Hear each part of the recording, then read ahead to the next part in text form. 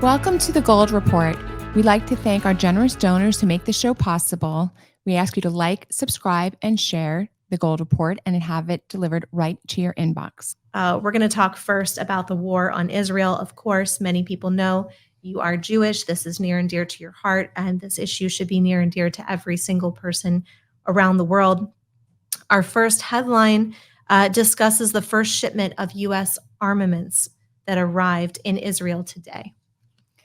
Yes, it is true that I'm Jewish. I'm a Jewish American, and it is, I suppose, very personal to me, this war, but it's also because I'm an American.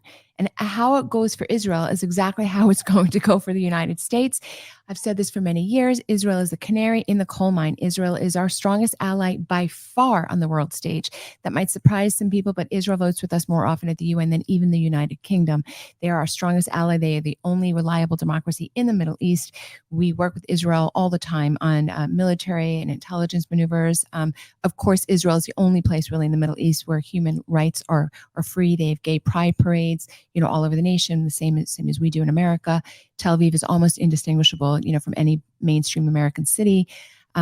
This is in an area of the world where they still do throw homosexuals off the buildings to kill them.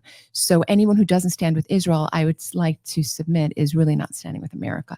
So you did comment that we did send off U.S. arms. The first arms had arrived in Israel. When Israel goes through these terrible conflicts, she often does turn to America for additional military support. Israel is very strong militarily. Will absolutely be able to crush Hamas.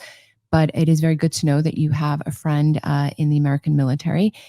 And, Biden thus far has been highly supportive of Israel's obvious right to defend itself, as any sovereign nation should. And we just, we hope that the Israelis do what has to be done in as an effective measure as possible. I have heard a lot of chatter online where people want to say things like, all the killing should stop and there should be peace, et cetera. You can't have peace if only one side wants peace.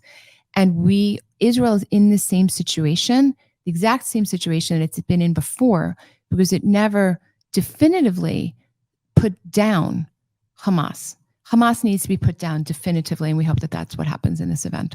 I think it's worthy to note, too, that even Egypt does not want these refugees coming in from the Gaza. I mean, they share a border with the Gaza Strip, and they do not want anyone they will not let people in. So this isn't just an Israel thing. Egypt knows full well that these are terrorists and they will murder Egyptians. There's so much that, we Americans are so ignorant about. One is you have to pull out a map of Israel. You simply have to do that. I hope that we can put that up for our viewers.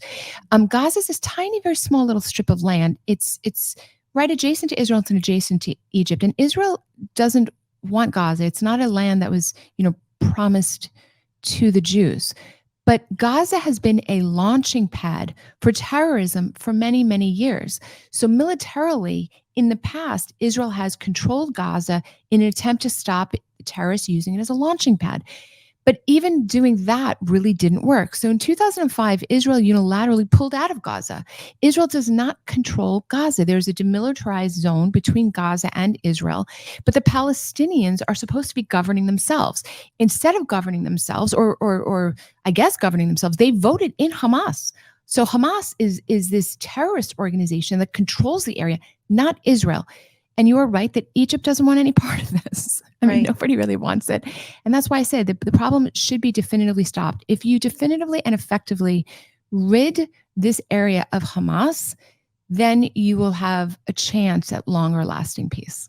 What do you say to those listening who say, listen, if you're going to say that Israel needs to defend itself, you're basically a warmonger, you're calling for World War III, all of these things. I'd like to hear your response back, because this is the rhetoric that we're continually hearing, and what people have to understand why this is important that Israel defends herself. Right. So thank you so much for that super insightful question. So let me be really clear. I do not want this to escalate into a global war in any way, shape, or form.